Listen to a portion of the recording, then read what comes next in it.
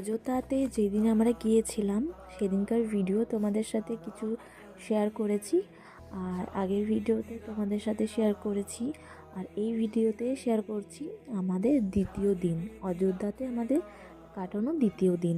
তো দেখতে পাচ্ছ সকাল সকাল সবাই রেডি হয়ে নিয়েছি আর বেরিয়ে পড়বো। ভেবেছিলাম প্রথমে অটো করে যাব, কিন্তু যেই হোটেলে আমরা ছিলাম সেই আঙ্কেল প্রচুর ভালো, উনি বললো যে যেখানে তোমরা যাবে সেইখানে অটো করে যেতে হবে না, খুব কাছেই, তাই আমরা এখন হেঁটেই যাচ্ছি। তো তোমরাও চলো দেখো।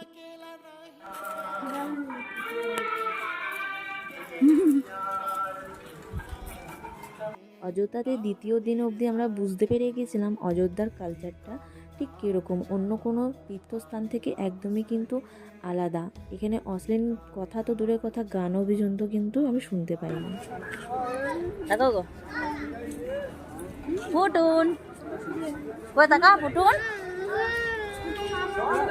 আমাদের হোটেল থেকে এই মন্দিরটা দূরত্ব 10 মিনিটের মতন, তাই আমরা হেঁটেই চলে এসেছি। আর এই মন্দিরটার নাম হচ্ছে মণি পর্বত। লক্ষণজির জন্য যখন বজরংবলী পর্বত তুলে নিয়ে যাচ্ছিল, সঞ্জীবনী পর্বত নিয়ে যাচ্ছিল, তখন এক টুকরো পর্বত নাকি এখানে পড়েছিল, তাই এই জায়গাটার নাম কিংবা এই মন্দিরটার নাম হচ্ছে মণি পর্বত। আরও অনেক কিছুই শুনেছি, তো সবটা ডিটেলসে আমি জানি না, তাই যেটুকুনি জানি সেটুকুনি তোমাদের সাথে শেয়ার করলাম।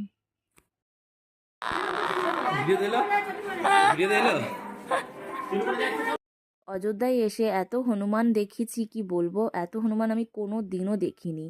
এত ভালো লাগছিল, ভালো লাগার ঠেলায় তো রাহুলের জুতো নিয়ে চলে যাচ্ছে, কি বলবো। তো এখান থেকে দেখো পুরো অযোধ্যাটা দেখা যায়, এত সুন্দর। আর এই যে এখানে আমরা এসেছিলাম হচ্ছে লতা মঙ্গেশকর চক, এইখানে জায়গাটা এত দুর্দান্ত কি বলবো। তো বেশি ভিডিও করতে পারিনি, আমার ফোনে চার্জ ছিল না, পরে ভিডিওতে দেখা হবে।